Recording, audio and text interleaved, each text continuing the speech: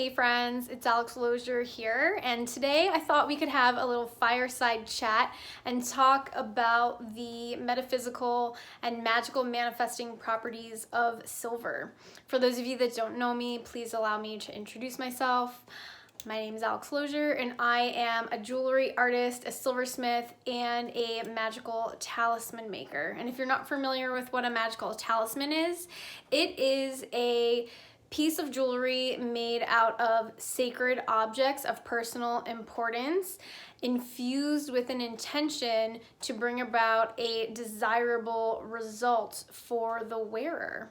So it's a little bit about me and what I do, and why I'm qualified to talk about this topic that I feel so excited about, and that is the magical properties of metals. Specifically today, we're going to be talking about silver. I have had a deep love for silver my whole life. I, as a child, remember my mom always used to wear big gold hoops, and it was something that was totally not my thing. I'm sure it will come to you as no surprise that I was always very much drawn to sterling silver jewelry that had big gemstones. And if you look at the jewelry that I make and wear today, I'm sure that comes to you guys as no surprise. So I've been working with silver as a jewelry artist for the last 15 or so years, and so I've gotten to know this material very intimately for a long time now, and the more that I work with it, the more it reveals itself to me why I have been drawn to this magical metal my whole life. So when we're talking about the magical and metaphysical properties of silver, essentially what we're talking about is the energy of the moon. So the energy of silver is very much connected to and embodies the same principles that the moon carries. And so, of course, I had to wear my moon earrings for our chat today. I'll put a link in the description below if you want to check these out on my website. But going back to silver carrying the energy of the moon, essentially what this means is that silver, as a physical manifestation of this lunar energy, it embodies these same principles in its nature.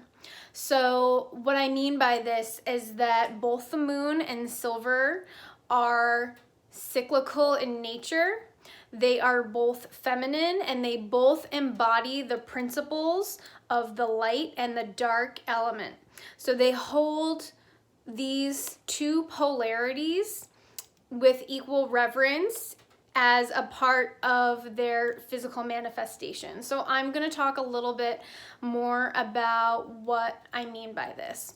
So just to give you an example, if you've ever had a piece of high polished sterling silver jewelry, or maybe a silverware set, and you left it in your jewelry box and you didn't wear it for a while, when you came back to it, you probably noticed that the metal started to change color and darken. Well, this is because silver as a metal is always in motion. It's constantly on a journey from either light to dark or dark to light. So it's very much the opposite of gold. Gold is stable. It is unchanging. That's part of what makes gold so valuable, is that gold will not tarnish in the same way that silver does. But this tarnishing aspect is actually one of the main properties that we are working with magically, alchemically in our jewelry practice when we're working with silver to manifest or to heal an aspect of ourselves, when we're working with jewelry in this intentional way to integrate the wisdom of the body and to awaken the magic of the soul, or something that is deep within us on a spiritual level that is calling for our attention. So when we're working with this magical property of the light and the dark with silver, essentially what we're doing is we're working with this oxidation process. So if you have a piece of high polish, light colored silver and you leave it exposed to the elements, naturally, just by being exposed to the air, the silver will change color and it will start to darken. This process is called oxidizing. Now, vice versa, you can start with a darkened finish and allow the jewelry to lighten. So this is actually my preferred, this is my preferred finishing technique in my jewelry studio. It's called oxidizing. And so essentially what happens is when you're done making the jewelry, it goes into a liver of sulfur bath. And what this does is it speeds up the oxidation process. And so it blackens the metal. And when you start with an oxidized finish and you start wearing the jewelry, essentially what starts to happen, and you can kind of see it on my chain a little bit here, this is a piece of jewelry that I've been wearing for a while now, is that where the metal starts to touch the skin, with wear over time, where that metal is sort of rubbing on the oils of our skin, it will burnish the oxidation off. And what will happen is that the jewelry will start to reveal these beautiful antique highlights. And it is something that I find to be not only very aesthetically pleasing in a piece of jewelry, but it also gives the metal an opportunity to express its true nature, which is, again, holding these polarities of both the light and the dark. Anytime that we try to force the metal of silver to be in one camp or the other, it usually doesn't last very long. And that's because, like I said, it is a metal that embodies the feminine. So that means that it's cyclical in nature and it's always on a journey from either light to dark or dark to light.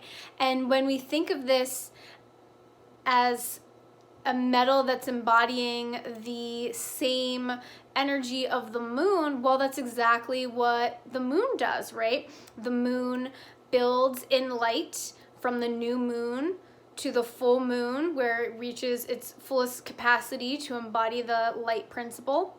And then it starts to wane, and that light principle then turns into darkness, and then the cycle starts over again. So silver as a metal is very much in tune with these lunar processes of embodying the light and then embodying the dark, and vice versa, and going through this cyclical nature. So it's one of the ways that we can alchemically heal some of our own inner wounding if we choose to look at it, right? We all have a shadow.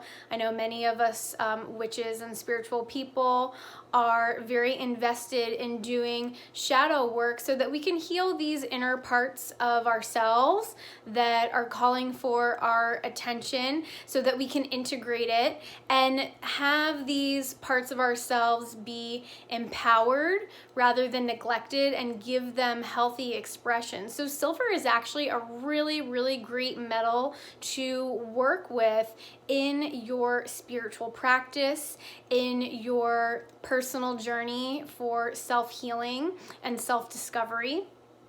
And another thing that's really cool about silver as a material is that it is conductive in nature. So witches back in the day, they actually used to do scrying, which is a type of sacred seeing where you gaze into a reflective surface. So this can be a mirror, or it can be a black stone, or even a pool of water. And you, over time, will start to see images appear in these reflections, and messages can be deciphered from the images that appear. So that is called scrying.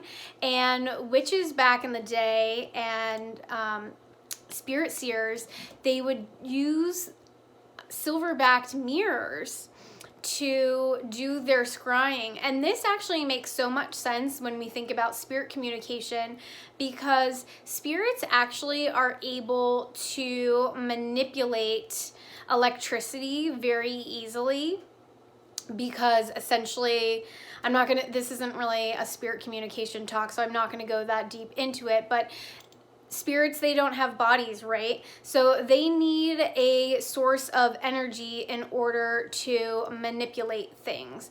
They don't necessarily have their own, energy is not really the right word, but they need a source of energy in order to manipulate things in the physical world. So electricity is actually a really easy way for spirits to communicate to us. And this is one of the reasons why silverback mirrors back in the day made such great scrying tools, because silver in nature is conductive.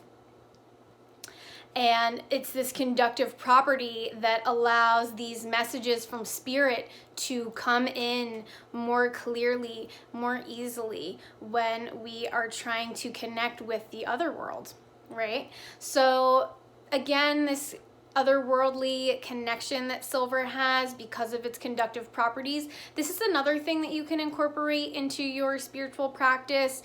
You can use a piece of jewelry to connect with a loved one that has passed, to connect with your spirit guides. These are all really great ways to use jewelry in your spiritual practice. You also can use jewelry in your manifesting practice. So if there is something that you are trying to achieve or experience, and you are wanting to use jewelry in your manifesting process, you can actually use silver jewelry quite well for this, because again, it's conductive. So when we're sending our intention out into the universe, essentially what we're doing when we charge our jewelry with that intention and we're taking that inspired action to receive that desired result, is that we are pulling that energy to us like a little electromagnet. Because again, two reasons. Silver, A, is feminine. So feminine energy, when we're talking about these gendered energies, it's receptive. So it's pulling something towards us and it's drawing it in. And second of all, it's conductive. So it's almost like we are electrically charging our manifestation and pulling it to us. So we have this gravitational pull coming in, bringing our manifestation to us. So there's a lot of really cool things that you can do working with sterling silver jewelry. These are just a couple of ideas that I have for you guys. But if you have any friends that are crystal lovers and are really into crystal healing, share this video with them, because chances are a lot of people don't think about the magical healing and manifesting properties of metals. Metals also are an earth material that have a lot to offer us in our magical practice. So leave me a comment below if you have any questions or comments. I'd love to hear about your experiences working with silver. So thank you so much for tuning in and talking with me today about the magical properties of silver. I hope to see you all very soon. Bye for now.